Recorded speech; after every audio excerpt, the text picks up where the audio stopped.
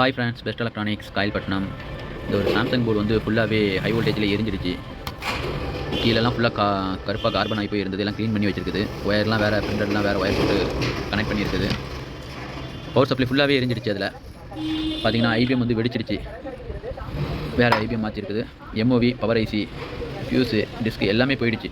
இதில் இது வந்து கஸ்டமருக்கு மெக்கானிக் போய் கழட்டிட்டு வெளியே கொடுத்துருப்பாங்க போல். அவங்க வந்து ஃபுல்லாகவே எரிஞ்சிருச்சு, வேறு போர்டு தான் கொடுக்கணும் அப்படின்ட்டாங்களாம் கஸ்டமர். அப்புறம் வேறு போர்டுனா வேணாம் அப்படின்னு சொல்லிட்டாங்க. ரெண்டாவது என்கிட்ட கேட்டிருந்தாங்க கஸ்டமர், இதை கொஞ்சம் ரெடி பண்ணி கொடுக்கலாமான்ட்டு. நான் வந்து நீங்கள் மெக்கானிக் வச்சு கழட்டி கொண்டு வாங்க, நான் பார்த்துட்டு சொல்கிறேன். மறுபடியும் அதே மெக்கானிக் கழட்டிட்டு வந்துருக்காங்க.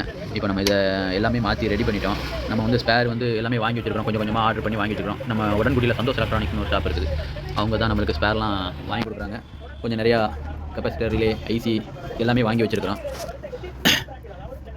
இப்போ எல்லாமே மாற்றியாச்சு. இதில் வந்து பவர் ஐசி வந்து என்ன யூஸ் பண்ணியிருந்தாங்கன்னா எல்என்கே 3696ன்னு ஒரு ஐசி யூஸ் பண்ணியிருந்தாங்க. ஆனால் அவங்கள்ட்ட அந்த ஐசி அவைலபிள் இல்லை. அதே எல்என்கே சீரியஸில் வேறு ஒரு நம்பர் இருந்துச்சு.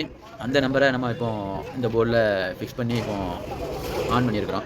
நம்ம வந்து ஒரிஜினலாக அந்த ஐசி இல்லைன்னு அன்றைக்கி அடுத்து என்ன செய்யலாம் அப்படின்னு சொல்லி யோசிக்கணும். இதுக்குள்ளே டேட்டா ஷீட் எடுத்து பார்த்து அவங்கக்கிட்ட அவைலபிள் என்ன ஐசி இருக்கோ அதனுடைய டேட்டா ஷீட்டை எடுத்து பார்த்து வோல்டேஜ், அது எடுக்கக்கூடிய கரண்ட் ரேட்டிங்கு, அந்த பின் டீட்டெயில்ஸ் எல்லாமே பார்த்து நம்ம அதுக்கேற்ற மாதிரி இதில் ஃபிக்ஸ் பண்ணி இப்போ இதை ரன் பண்ணிட்டோம். நல்லா இருக்குது. போட்டு ரொம்ப நேரம் ரன் பண்ணி பார்த்துட்டேன். நீங்கள் சுவிட்ச் ஆன் பண்ணிங்கன்னா இதில் வந்து ஒரு ரெட் லைட் எரிஞ்சிட்டு அணைஞ்சிடும்.